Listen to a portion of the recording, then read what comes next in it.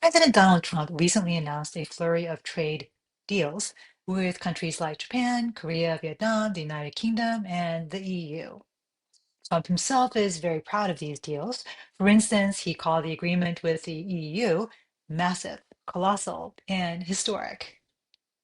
But these deals aren't, in fact, the real deal. Rather, they're a framework of a concept of a deal.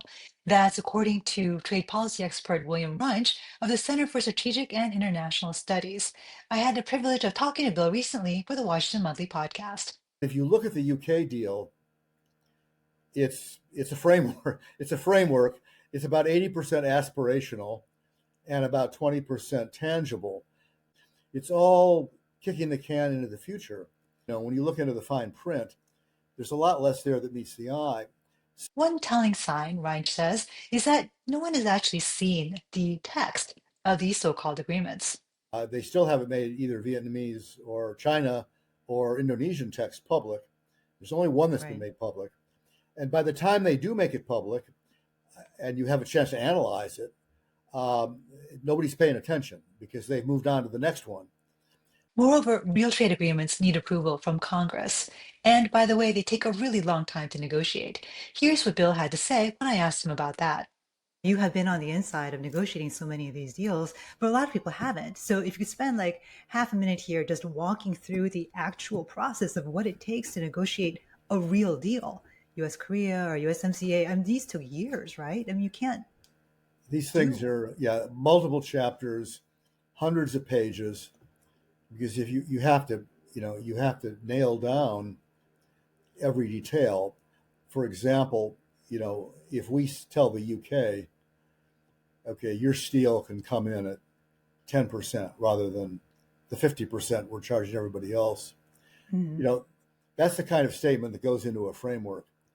But then it raises immediately the question, well, what steel are we talking about? Are we talking about, steel basic shapes and sizes like sheet, strip, and wire? Are we talking about products that contain steel? What about specialty Right. steel?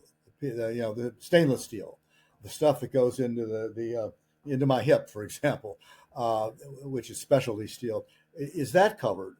And you really, in the end, when you negotiate these things, people show up. Well, now it's digital, but they used to show up with a big book, because the United States has more than 10,000 tariff lines, and you have to literally go Wow. through each one and decide, what it's going to be, and, and it takes a long time. So, what exactly are these pronouncements? The answer? Pure political theater. The dirty little secret here is that for Trump, the squeeze is more important than the juice. The act of winning, being able to wave the piece of paper around the Oval Office press conference and say, "We won. I made the deal." And you notice the most recent two with Vietnam and Indonesia were very much in that mode. He said, "I talked to their president, and I made the deal." If you're another country, you've watched this, and if you can figure out a way to let him win and let him win visibly, you might be able to do a deal that's not terrible, and is less disruptive than you were worried it was going to be. Basically, countries are figuring out how to play him. The problem is, however, that all of these frameworks, deals, and agreements are going to have a real cost for US consumers, small businesses, and even major companies, all of whom are going to have to cope with higher prices and fewer choices as a result of the tariffs and the uncertainty caused by Trump's on again, off again trade policies. If Trump is getting any sort of deal from his policies on trade, America is going to be on the losing end. Thanks for watching, and you can catch my full interview with Bill Reinsch of CSIS on WashingtonMonthly.com. And if you like what you saw, don't forget to share, like, and subscribe. Take care.